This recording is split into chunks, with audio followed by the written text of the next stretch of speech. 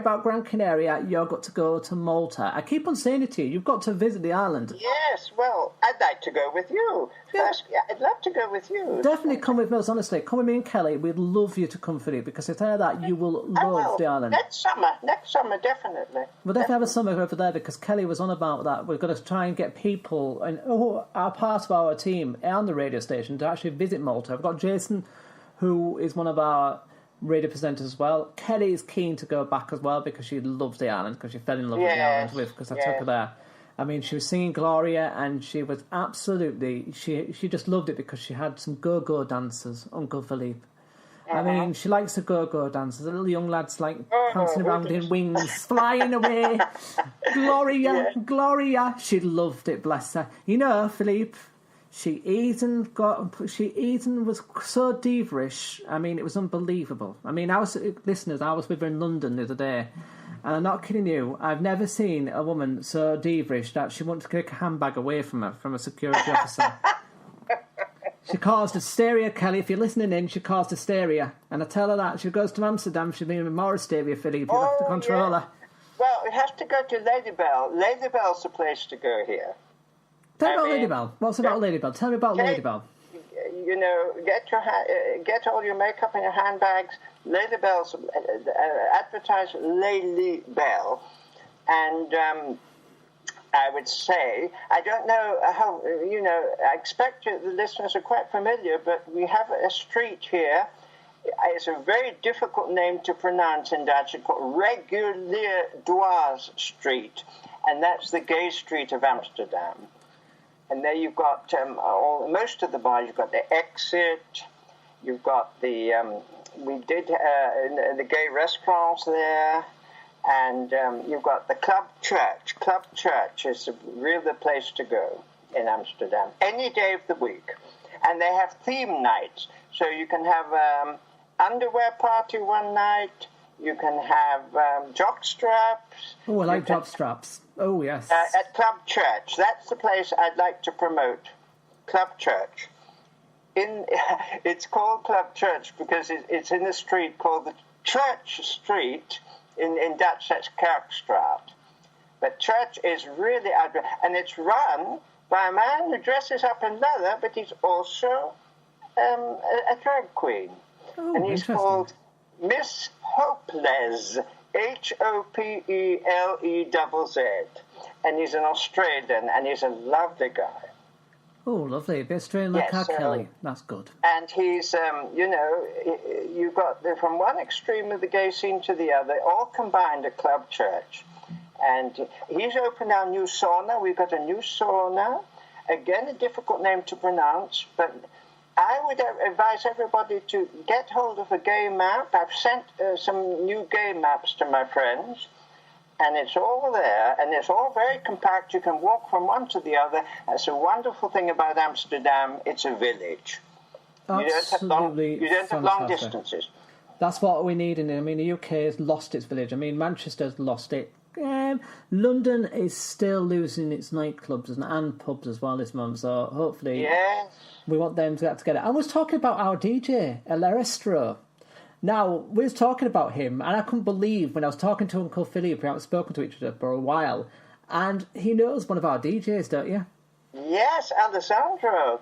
And we met quite by chance. I was going on a train to Antwerp, to a party in Antwerp, which is a very good city to go to if you want to get out of Amsterdam. And I met this charming, tall, dark-looking man on the train, and it was virtually empty except for the two of us. And we started getting talking, and then I discovered, he said, "What do you do?" He says, "I'm a DJ."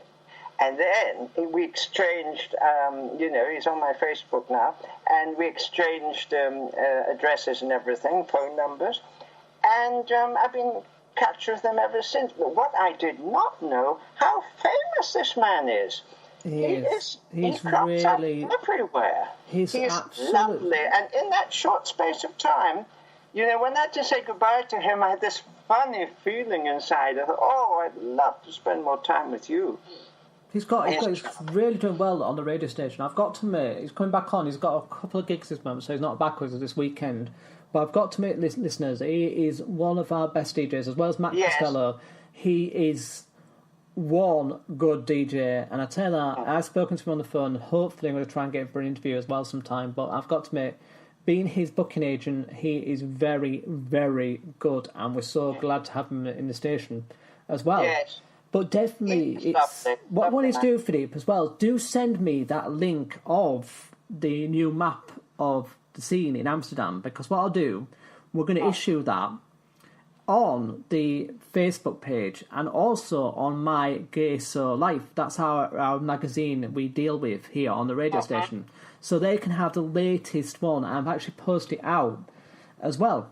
Because Philly... And there are a lot of gay groups. We've got Amsterdam gay groups on there as well. I mean, I've got a whole lot of them on my... I can't remember them all, but...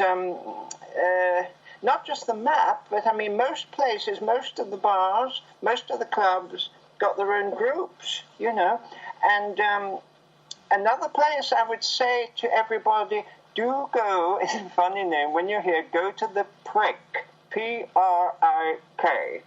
Now, that was voted one of the best bars and most friendliest bars in Amsterdam. And it's right in the centre of Amsterdam near the Dam Square. And the barman there is delightful, lovely people, most friendly. It's mixed. Everybody's welcome there. There's no kind of restriction. And that is one of my favourite places. And they won an award as one of the best and friendliest gay bars in Amsterdam. The Prick, P-R-I-K. Funny name, huh? That's a good one, isn't it, Philip? We're just going to get a taxi. We're going to go to the Prick. That's quite a good one, isn't it? The Prick. You couldn't say that in London, could you? Or Manchester. We're going to go to the Prick. Hey, that's a good one. I like that one. By the way, we're going to go to the Prick. This is kind of... I mean, I've been to Amsterdam. Get your prick out in the Prick. When I came to Amsterdam, I was quite naughty. Last time I came to Amsterdam was when I was working for actually KLM. And it was... I went to Amsterdam and I was with my partner at the time. Did we get married then? I think... No, we weren't married. We just went to Amsterdam by off chance for work. And... we'd gone down to the red light districts. Then we went down to the gay scene. And then we bought this like green lollipop. And I always remember, it was a cannabis lollipop, wacky backy one. And I always remember I was watching BBC Radio, not BBC, I was watching News 24 on BBC. And all I could see was just sat there laughing at it. And I was absolutely high as a kite that night. I always remember I was absolutely completely high as a kite. But I've got to admit, I do love to return to Amsterdam. It's one place what is on my bucket list to go back. Well, you're welcome any time. Just get on a plane and come. You can come from Leeds Bradford, I think, direct. Oh no, I won't go from Leeds. If I go from Manchester, it's a lot cheaper. It's only about £19. Is it cheaper from Manchester? Cheaper from Manchester. It's cheaper from Manchester. By the way, Keza, I haven't lived there for years. I was a baby when I left, but it's my hometown, Manchester. Why do you, like I said to you, I think you need to go and pop over, don't you think, all listeners? And definitely go pop over to Malta and definitely get yourself down to Manchester. The Manchester scene has changed a lot, and it's interesting to go and see some of the old buildings as well. It is an interesting place to visit. It's very historic, isn't it? It's very historic, I know. Definitely get yourself down there, because it's something what you'll experience. It's a nice city. I've got to admit, it is a nice city. I did some of my training in media there, and it is a lovely, lovely place. Definitely a nice place to visit. Do you know, I was watching, I've been watching The Crown on Netflix, and that was about the Queen when she was very young, and before she was Queen, Malta was her favourite place. That's where they went on their honeymoon, and had she not become Queen, they probably would have spent years there. It is a lovely... It was a favourite place of theirs. Seriously, you will fall in love with the island. I mean, Kelly Wilde went over, and she fell in love with it constantly when she arrived. She said, I got a rose. And she absolutely loved the island. A lot of people who have represented to the island have fallen in love with the LGBTQ community because they're such a friendly bunch of people. And I think that's one reason why I'm proud to be their station manager. I'm proud to be their LGBT radio station and run it from the United Kingdom to Malta, because they deserve it. They deserve... Well, so you. I think it's fantastic what you've done, in the time since I've known you, because you weren't connected when we first got to know each other. No, got to know each other on Gaydar at the time, wasn't it? On Gaydar Radio, and I mean that's one of the big network we actually got together, and I think that's what bonds with the radio. We've made a family for Malta what they needed in LGBT radio station. Exactly. And it needed that family. It needed a community to be bonded, and the radio station that bonds people. It shows Malta off. I think it shows Malta off, and it shows the Maltese community how lovely people they are. And I've got to admit, I think when I first went to the island with my partner, from being a child to going over there as a gay couple, we was made welcome, and we was made welcome in open arms. They absolutely my partner saw the island. He was made welcome. Some of the friends I've known since I was children. My closest friend is Vanessa. My closest friend is James. We speak to each other daily, and I've made such a big family on that island. Yes. To give the radio station as a gift is both me and my partner have paid for the full license for the radio station, and it's lovely to give something to the island back. Yes. And it's something what I'm passionate about, and my radio presenters are passionate about. Kelly's got passionate about it.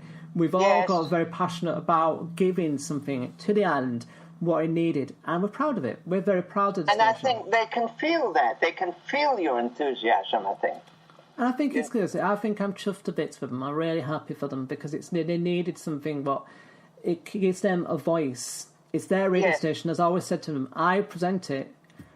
It's your radio station. It's your gift. You tell me what you want on it. I keep it to the European market, and that's what I do. I give them the acts. I give them whatever they want because I'll try and give them something what they need, and to see that they're progressing in the years I've known them as a children. And I think they're absolutely, some of them, I think it's amazing. Absolutely amazing. They're progressing far better than some other countries around the world. And it's nice to go open it up, the world, to Malta. All the other LGBT communities around the world are actually finding out that it's a lovely island. Yes.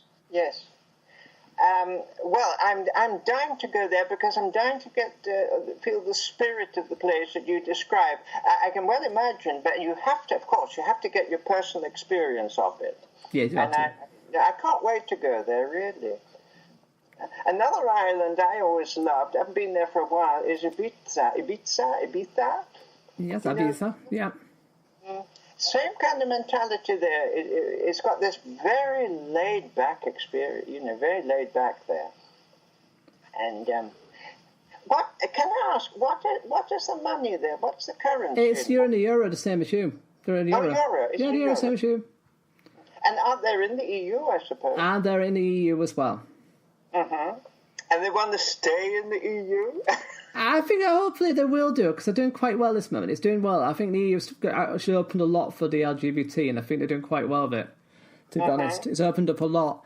We're looking at other stuff like HIV, looking at transgenderism, looking at coming out. We're finding all these kind of things for bringing to the radio station in time, but it's getting there. More little steps, the better it gets.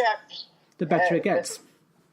2 steps forward, maybe sometimes 1 step backwards. But I mean, transgender, that is a great, since we got to know each other, that has come much to the fore now, transgender. I think there's a sexual revolution, Keza, really. Oh, it is. It's done really, really well. It's good. I think it's opened up a lot. Yeah. And, we talk now freely. I mean, we are in most of the Western Europe, we're more or less accepted now, in the sense that people get a bit blasé. They think, oh, well, if you say you're gay these days, you say, oh, well, so what?